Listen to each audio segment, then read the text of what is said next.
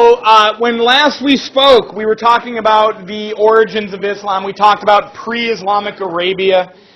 We talked about Muhammad and the revelations he began to receive starting in the year 610.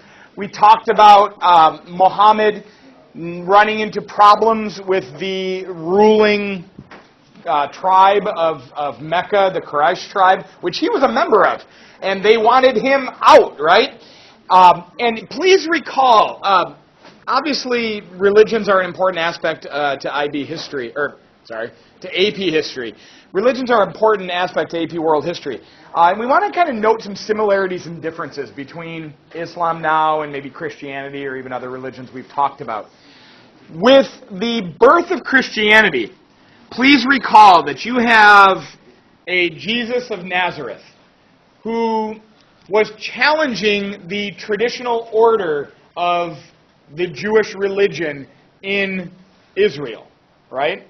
And and in Jerusalem, at that time this was a Roman province, the Jewish priests were concerned that Jesus' teachings would be pulling people away from their temple. And what's true then is true now. What do people do when they go to a temple to worship, or go to a church to pray, or go to a mosque to pray, or go to a Hindu temple to pray? What also happens amongst the praying? What else do people do when they go to that church? Yes? They make an offering, right? There's some kind of donation, some charity, some giving.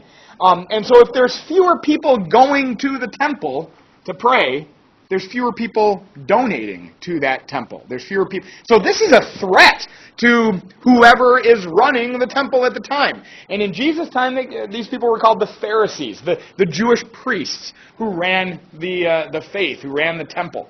So they were a threat, and they were angry, and they kind of riled up the crowd to be angry with Jesus. And the Romans, what did the Romans care about in their massive multi-ethnic empire at the time? Yes? Keeping the peace and having people pay their taxes. And so when the Jewish Pharisees wanted Jesus gotten rid of, the Romans obliged. They got rid of him, right? So that story is not all that different from what we're seeing with Muhammad. Muhammad has his revelations. And Muhammad's revelations and the new faith that he's leading in Mecca is maybe pulling people away from the traditional belief systems that they had had. And remember, Mecca was a Mecca for polytheists. They would go to Mecca to pray to their various idols. You know that word idol? Like an IDOL? Like American idols. I mean, an idol is someone we worship. We often think of an idol as like an entertainer, a musician, an athlete, or whatever we look up to. An idol is anything that we look up to. In today's world, we usually think of those real people that we are such super fans, they are our idols. And an idol is anything that can be worshipped. So for these polytheistic believers, their God was not like with them, next door to them. They couldn't go to God's house and talk to him. So idols would be created to represent that God. And the people would go to Mecca to pray to these various idols at the Kaaba. That's where they would pray. So if Muhammad is going to mess that up, if Muhammad is threatening that by this new idea, this new religion, we can see why the Quraysh tribe in Mecca wanted to get rid of him. Much like the Jewish Pharisees wanted to get rid of Jesus. So, as we talked about the other day, in 622, Muhammad takes what's called his flight to Medina. He gets out of Dodge. He leaves Mecca. And because what would happen if he didn't leave? He'd get killed. He would get killed. So he and his followers leave Mecca. 10 years later, his following has grown. And he takes his followers. Oh, and one note. Did I talk about the Ummah the other day? Yeah. The Ummah is the Islamic community, right? Muhammad, as he goes from Mecca and taking a bunch of followers from Mecca up to Medina, they're going to come in contact with other people from different tribal or clan backgrounds, right?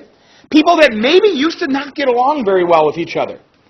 But this new religion and being a part of this new community of believers, the Ummah, now gives them something in common. It gives people that formerly didn't have anything in common with each other, now they have something in common, right? And so he's uniting a population that had never really been united before. 632, they return to Mecca. They return to Mecca. And the Quraysh tribe is still there. And they don't want Muhammad coming in and messing up what they've got. And so there is a battle. There is a battle. There is a fight. And it is a fight to the death for those that will lose the fight. And Muhammad and his followers win this battle. Muhammad and his followers win. This is a very different story from the origins of Christianity. Because remember, in the early Christian days, the empire that's running the Christian world is the Roman Empire, right? And generally speaking, how did the Roman Empire treat people that were of different religious backgrounds or different belief systems? Yes? Not very well. Well, there are instances where they weren't treated well. Absolutely. We talked about the Jewish diaspora in 70. But why did the diaspora happen?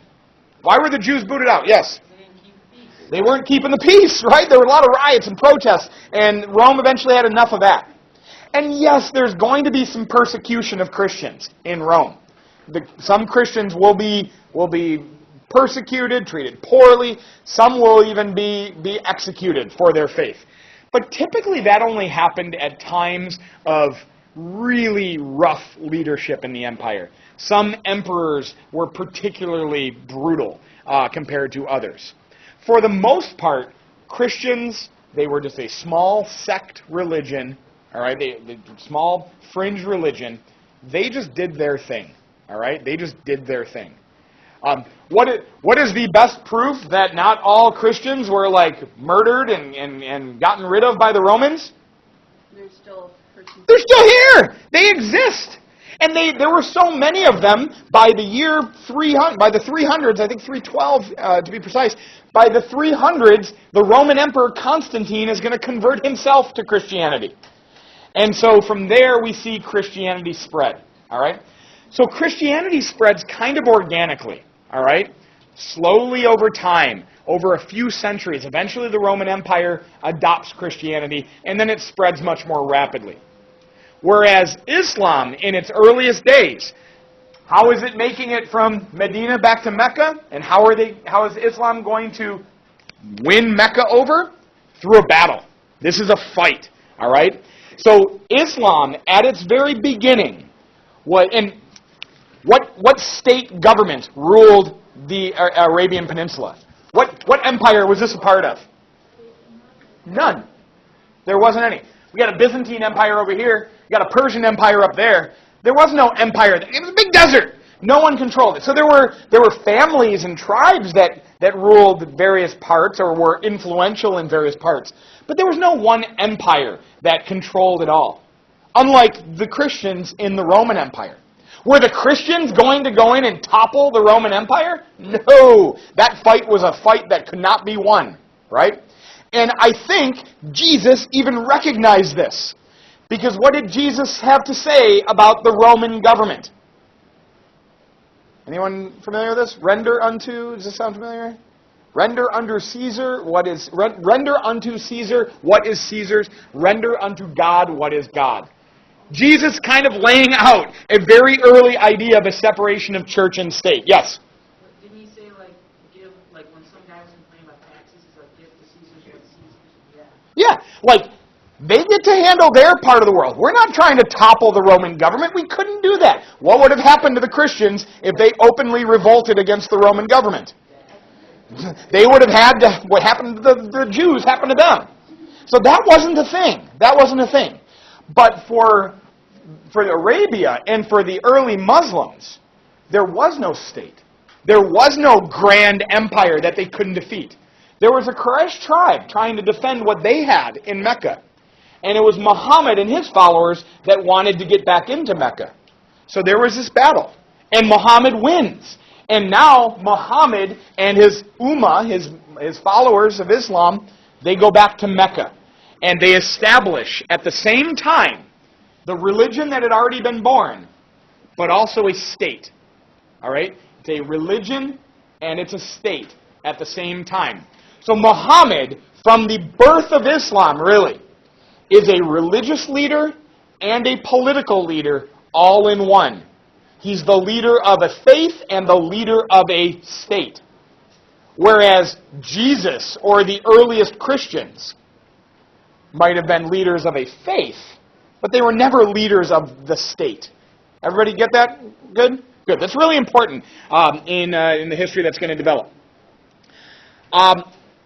Mecca will then become a center for Islamic worship. Mecca will become a center for Islamic worship. Today, the city of Mecca is the most important city on the planet for Muslim believers, for Islamic believers.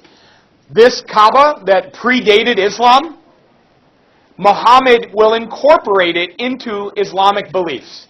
Say, hey, you Quraysh tribe who so didn't want us here because you thought we would hurt your tourism industry for all these polytheists coming to Mecca to pray.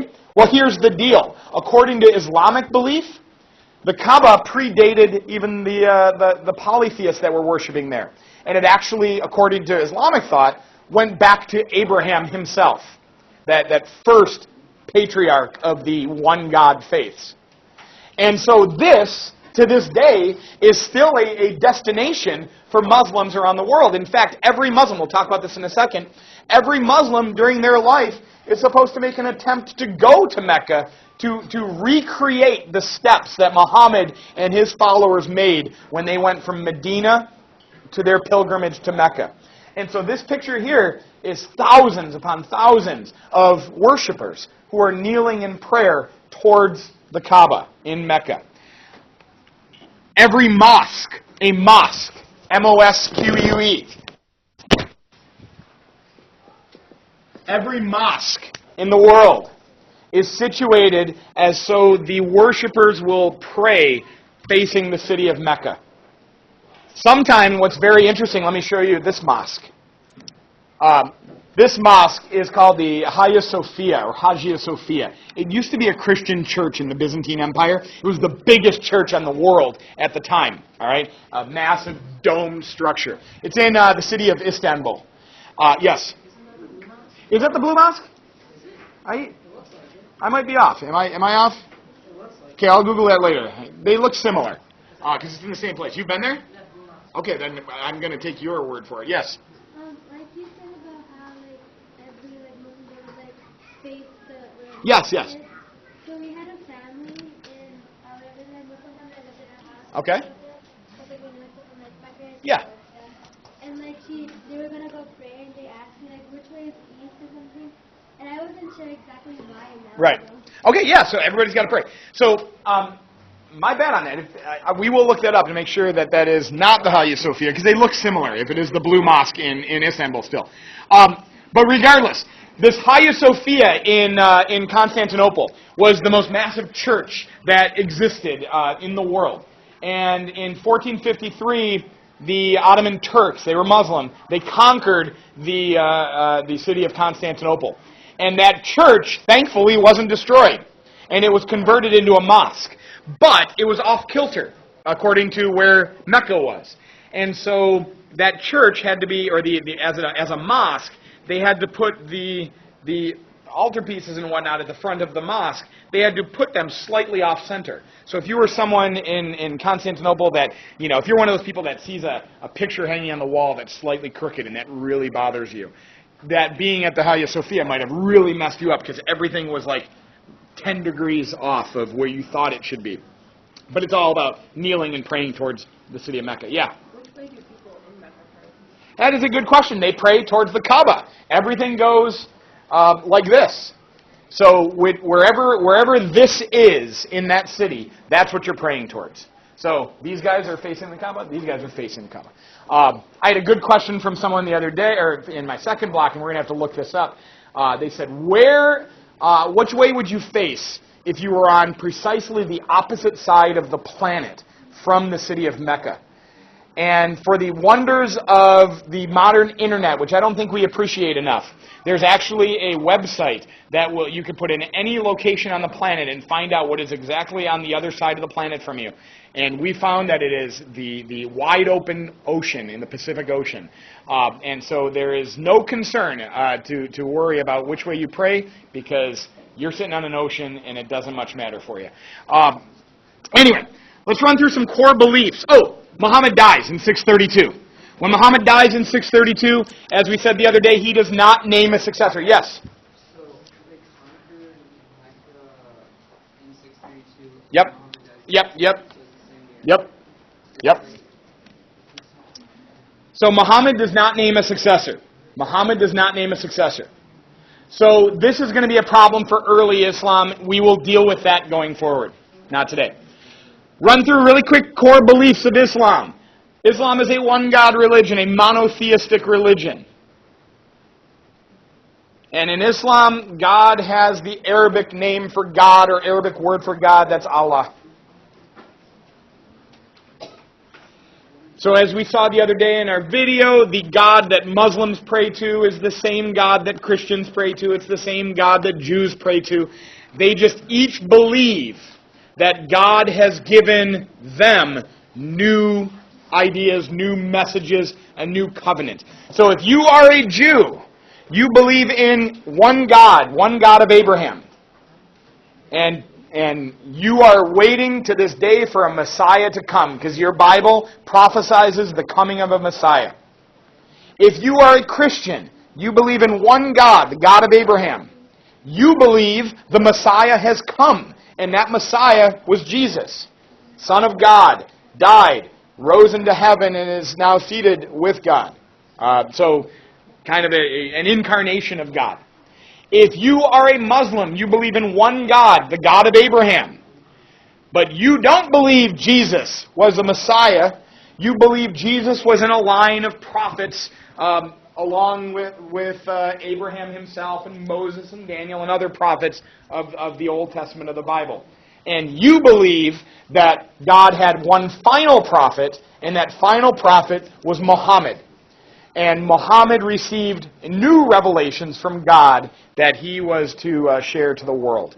So, same God, but they each believe in different interpretations. Now, if we go backwards, the Jews don't accept any divinity whatsoever for Jesus. For Jews, if you are still Jewish after Jesus has been around, you think Jesus was just a guy, just a historical figure. Muhammad, Jews do not accept any divine connection for Muhammad. They don't believe he's a prophet of God or anything like that. He's just a historical figure. Christians don't accept any divine connection for Muhammad. He's just a historical figure. All right? So one God, Allah. Muhammad is that final prophet. Muhammad is that final prophet of God. So if a Muslim were to say, hey, I think there is going to be another prophet of God, then that person wouldn't be a Muslim. Because in order to be a Muslim, in order to practice Islam, you have to believe there is one God and Muhammad's his final prophet. That's it. If you veer from that, you're not a Muslim anymore. The holy book of Islam is the Quran. Here we see it here. It almost looks like this picture is taken with the book being upside down, but remember that this is written in the sacred language of Islam, which of course is Arabic, what Muhammad spoke. And so Arabic we read from right to left, or right to left rather than left to right. So the Quran is the holy book of Islam. This was compiled in the year 6... Yes, ma'am? I just have a quick question. Yeah. Do you want me to bring in a copy of I'd love that. Yeah, I'd love to see it. I think... I love my alphabet, right? I think ABCs are awesome, and I think it's really nice how our alphabet works, and I dig it, right?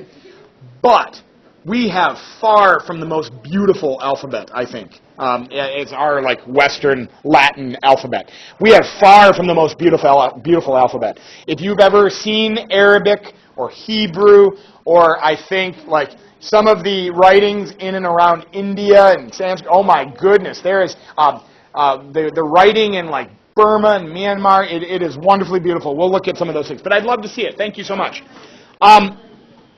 So this is the Quran. One note, when Islam was born, Muhammad received his revelations and they were shared orally. Like this was a spoken religion. And then Muhammad died, and his followers continued to share what Muhammad had told them, right? But you can imagine the problem as the religion would grow over the next decades and spread, that different people in different places remembering, like it's a big book. There's a lot in there. Do you ever think, my goodness, how did he remember all of this, right? Or, like, the book is, like, split up into, like, different, like, parts and Yeah. sections. Yes. And my cousins that live in Palestine, they know, like, 3/4 of it, and I know, like, just a tiny bit. Right. It's hard. Like, I couldn't imagine myself memorizing that. But so you've got people memorizing Muhammad's words, right? And this is not a time where, like, you can set up a Quizlet to help you out, right? We're just literally here. And you can't have it on CD. You can't download the podcast. There's nothing like that. You have to just hear it and be able to remember it. And over time, early Islam had a big problem in that there started to be some distortion of how people were reciting these revelations from God. And so in the year 650, the leader of the Islamic faith at that point, a guy named Abu Bakr, would compile one definitive Quran. And this would be written out and codified, right? And remember, for the Jews, why codification was so important. And now it makes it supremely portable, and it's durable. It won't change. So the Quran that you have is identical to the Quran that would have been written in 650, that was written according to the closest followers of Muhammad, from Muhammad's revelations. All right? Or from God's revelations to Muhammad, I should say. So that's the Quran. A mosque is the house of worship for Muslims. So, there you go. Mosque is a house of worship. Muslims practice what are known as the 5 pillars of Islam. They form the foundation of the Islamic faith, the 5 pillars of Islam. And these are things Muslims do within their lives or on a day-to-day basis that make up their practice of their faith. First and most important is what's called the Shahada. You don't have to memorize the Arabic words for these, but this is the creed. This is what Muslims must, like, you want to be a Muslim? That what you must do is to say that there is one God and Muhammad is his final prophet. Poof, you're Muslim. That's it. Yes, sir. Yeah, I'm going to say it all. So it's called the Shahada, or it's the creed. You have to say one God, and it's Allah, and Muhammad's his final prophet. It's a declaration of your faith. And note, with Islam, to be a part of that ummah, Muhammad didn't care if you were from his tribe or another tribe or whoever you were. Anybody could accept this.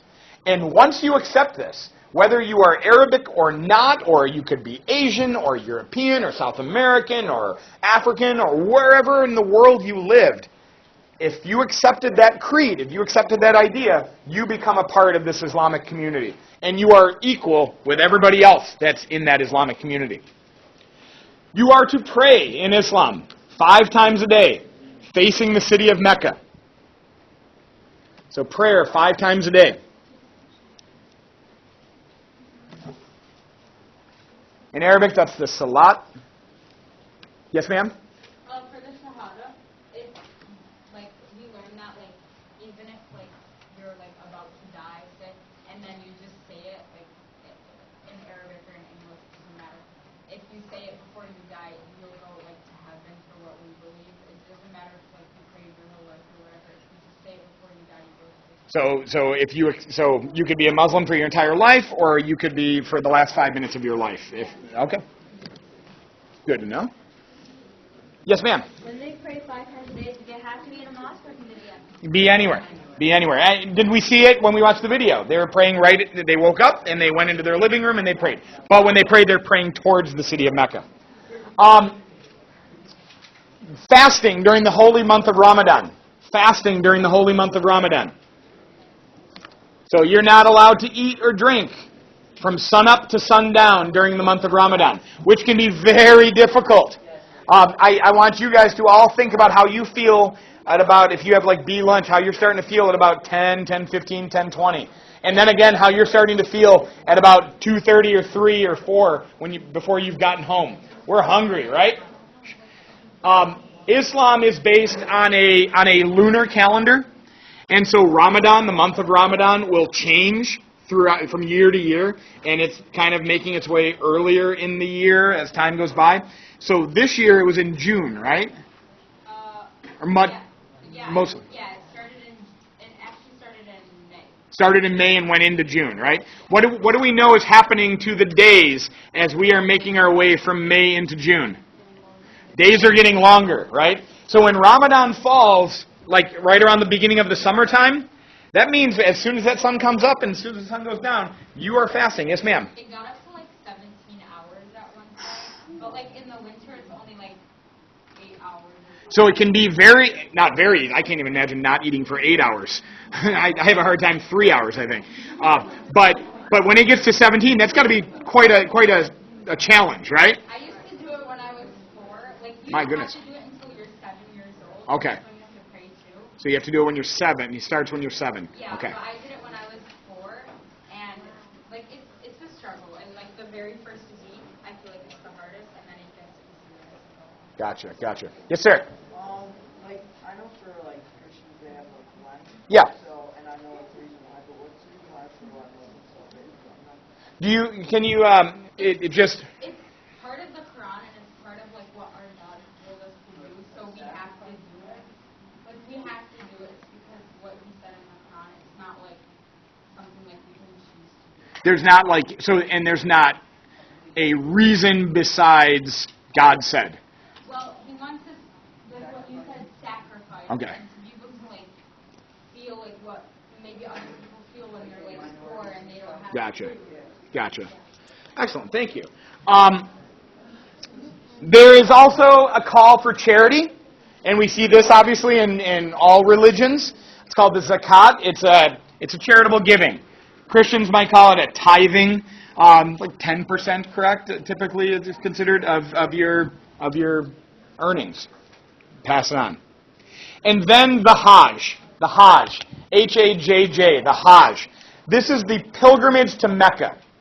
And this is where Muslims will like retrace the steps that Muhammad made way back in 632 when he and his followers went from Medina, engaged in battle, went to Mecca victoriously. So a Muslim in their life is called on to take the Hajj. Now, have you done that? Have you been to Mecca? My father has, but I haven't. But we have to do it in our lifetime. Yeah.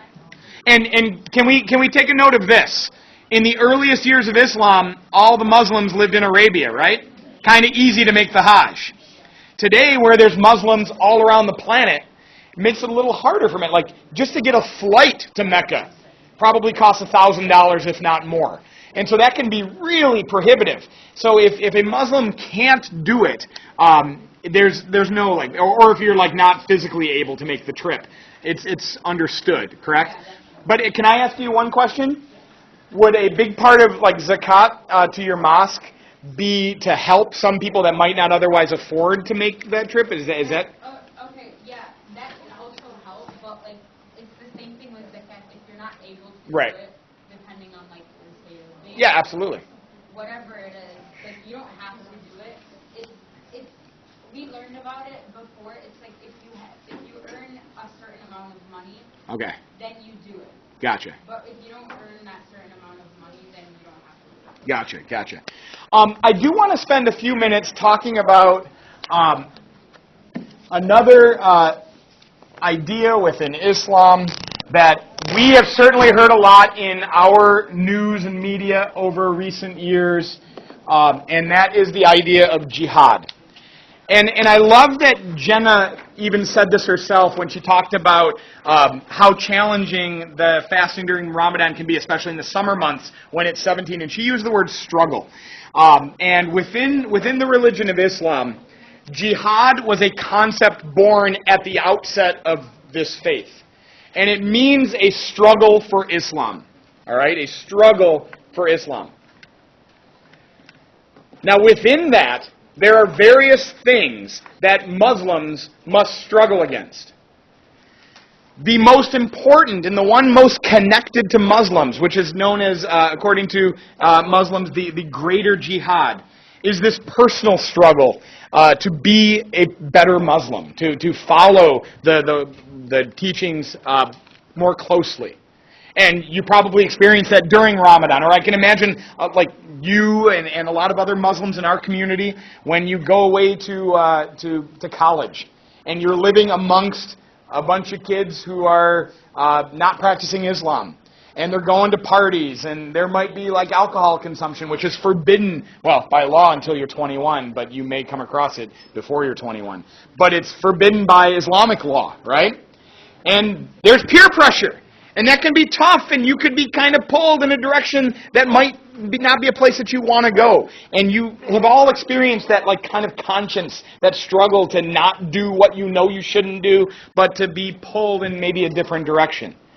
So for Muslims, this idea of struggling to be a better Muslim is one concept of jihad. But another concept of jihad is, and this is born also at the outset of the Islamic faith. Remember when Islam was born, what did the Quraysh tribe want to do to Muhammad as he started his faith and started to share his teachings? They wanted to get rid of him, right? And he had to flee, or it wasn't going to happen. He had to get out. He went to Medina. And then he returned. And his ummah, I erased it, his ummah and Muhammad, they waged battle. They fought. And if they weren't going to win that fight, what would have happened? If they lost that fight, what would have happened to Islam? It would have been done. It would have ceased to exist, right? So this is the other component of jihad, is to wage a jihad of the sword, like because that was the weapon of the day, right? That it authorized, the religion authorized armed struggle, war, fighting against non-believers to establish Muslim rule and to defend the ummah, to defend the community, to defend the faith. And this happened from the earliest days of Islam. So those Muslims that were following Muhammad into battle, they were waging jihad. They were fighting a religious fight for their faith. And had they not won, the faith would have been ended. This word has entered Western vocabularies since the September 11th attacks, or even before. Because those that claim to practice Islam and use their belief system, their interpretations of Islam, to commit acts of violence against others, like Osama bin Laden for the September 11th attacks and his Al-Qaeda network, and Al-Qaeda in Iraq today, and the ISIS organization, right? These are organizations that use their interpretation of Islam to wage violence against non-believers or those that would try to, in their minds, stop them, right? And they have used this word, that they are waging jihad against non-believers according to their founders' words. This is deeply problematic, right? And you might have heard in the recent presidential election how our current president went to great lengths to use words like radical Islamic terrorism, because his predecessor, neither President Obama nor President Bush, used that language. President Obama and President Bush tried to separate the religion of Islam that has 1.5 billion plus followers from these fringe terrorist organizations, right? That are distorting teachings of Islam. Because in the Quran, while it does allow for this jihad of the sword to fight against non-believers that are threatening the ummah, the Quran also speaks of taking one innocent life is the same as killing all life on earth. So this distortion of Islam and the concepts of jihad has certainly entered into our lexicon, and we've had to deal with this terrorism coming from those that purport to be Muslims. Yes, sir. How do they justify like actual terrorists? How do they justify it? The justification for groups like Al-Qaeda is that the United States is in the Middle East, and we had our armies in the Middle East. We were in Saudi Arabia, for example. This is back in the 1990s, dealing with the Iraq War. We had a military in Saudi Arabia, and bin Laden called for attacks against the United States in hopes of getting us out of the Islamic lands, land that is controlled by the Islamic faith. Now, the problem there is Saudi Arabia is not controlled by the Islamic faith. They're Muslims in Saudi Arabia, but Saudi Arabia is controlled by the House of Saud, this royal family, who invited the United States to come in because they wanted defense from Iraq as well. But anyway, so it's defended in that they claim they're defending Islam against, like, Americans. So anyhow, this is a word that you certainly hear in the news and the media, that those groups like ISIS are waging jihad against non-believers. The reality is, and we know this in our own community, this battle against non-believers or against anybody that's not Muslim is not really a thing that we're dealing with on our day-to-day lives, right? Because keep in mind that there are upwards of 7 million plus Muslims in the United States. Back in 2001, Osama bin Laden issued I think it goes back to 99, issued what's called a fatwa, a religious order. And he said he calls for Muslims around the world to take up arms and fight and kill Americans wherever they are. Has that happened? No, not really, no. I mean, yeah, there's been some horrible attacks and atrocities, yes. But 7 million Muslims in America, and what are they doing? Living peacefully as our neighbors, living their lives, doing business, operating us and doctors are in hospitals, teaching us in schools, and being our friends, right? So this is, and 1.5 billion Muslims around the world. And how did people react to that? How did 1.5 billion Muslims react to this call for fatwa? They said, yeah, no, that's not what I'm doing. So this concept has been distorted by these very violent, very horrible fringe groups that absolutely look to destroy lives and civilizations in their interpretation of Islam. But I certainly don't accept that as an interpretation. In fact, we run into another problem when we talk about this one last word, dhimmi, the dhimmi population. I want you to be familiar with this word, and this is it for today. According to Islam, dhimmi, the dhimmi population, are the Christians and Jews living in Arabia and around the world. They are what's called the people of the book. Those Christians and those Jews that read the Torah, the Bible, the New Testament of the Bible, these are people of the book. They are in the same tradition of the Abrahamic faiths as Muslims themselves. So Islam, the laws of Islam say these populations, these dhimmi, are to be tolerated and protected. They're not to be abused. They're not to be killed. You can't force them to convert. God said in the Quran that there is no compulsion in religion. You can't force somebody to be a particular religion. So you can't force them to convert. They are tolerated. And so there are going to be Christian and Jewish populations living at peace in every Muslim community in the world up until the modern times. All right? Jews are a little bit of a different story because of some political issues that have grown in the 20th century with the new nation of Israel and disputes that new nation of Israel has with some of its neighbors that do not like Israel being there at all. And so Jewish populations were kind of booted out of most Muslim nations in the Middle East, and in many cases, Muslim populations in parts of Israel were booted out of Israel. So kind of a back and forth there. But Christian populations have long existed in every Muslim community. And they've long existed, and how do we know they were allowed to exist? Because they're still there today. All right?